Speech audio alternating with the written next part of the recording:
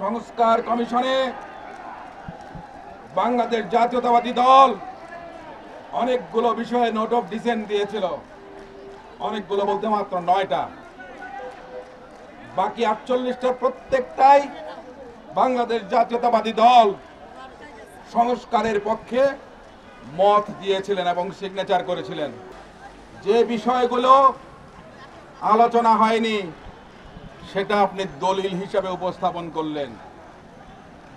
যেখানে note of dissent ছিল সেগুলো অন্তর্ভুক্ত করলেন না।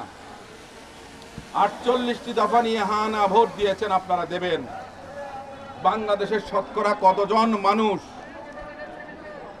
শিক্ষার লেভেল এমন যে তারা বুঝবেন এই 48টার মধ্যে কোনটা কি? আমি কাউকে আন্ডারমাইন করছি না, খাটো করছি না। আমার মাও কিন্তু এই 48টা বুঝবেন না, একটাও সম্ভবত বুঝবেন না। জাতির সঙ্গে এই প্রতারণা আপনারা কেন করলেন? সুপ্রিম কোর্টের আপিল বিভাগে ৫ম সংশোধনী এখনো পেন্ডিং আছে, শুনানি চলছে। সে সময় যদি আপনারা চূড়ান্ত সনদ আইনে রূপ দেন তাহলে তো বাংলাদেশ আর সুপ্রিম কোর্টের দরকার নাই, সুপ্রিম কোর্টের বিচারকদের আর বিচার কার্য করার দরকার নাই। বাংলাদেশ জাতীয়তাবাদী দলের একজন কর্মী হিসেবে, একজন আইনজীবী হিসেবে, একজন নাগরিক হিসেবে আমি বলি, জুলাই সনদ সংসদে গিয়ে সংসদ সদস্যরা যদি পাশ করেন তবেই সেটা আইন হতে পারে। সংবিধান যদি সংশোধন করতে হয় তার জন্য আপনার সংসদ লাগে। এখন কোনো সংসদ আমাদের দেশে নাই, কিন্তু সংবিধান আছে। সংবিধান থাকা অবস্থায় আপনি সংবিধান কাটাছেঁড়া করবেন তাহলে সেটা হবে রাষ্ট্রদ্রোহিতার শামিল। আপনাদেরকে আগামীতে বিচারের সম্মুখীন হতে হবে। আমাদের দল থেকে বলা হয়েছিল রাষ্ট্রের অর্থ যেন অপচয় না হয়, সেই জন্য একই দিনে গণভোট এবং জাতীয় সংসদ নির্বাচন।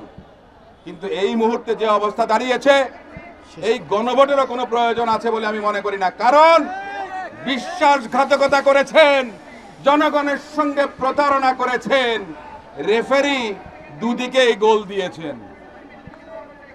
এটা বাংলাদেশের জনগণ কখনো মেনে নেবে না।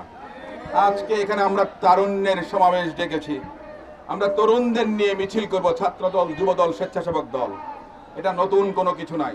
সংস্কার যেমন বিএনপির নতুন কোনো কিছু নয়, তারুণ্যের যাত্রা নিয়ে জনাব তারেক রহমান আজ থেকে 2-3 বছর আগে, ফ্যাসিস্ট সরকারের পতনের আগে বিভিন্ন মহাসমাবেশ করেছে বিভিন্ন বিভাগে, আপনাদের নিশ্চয়ই স্মরণ আছে।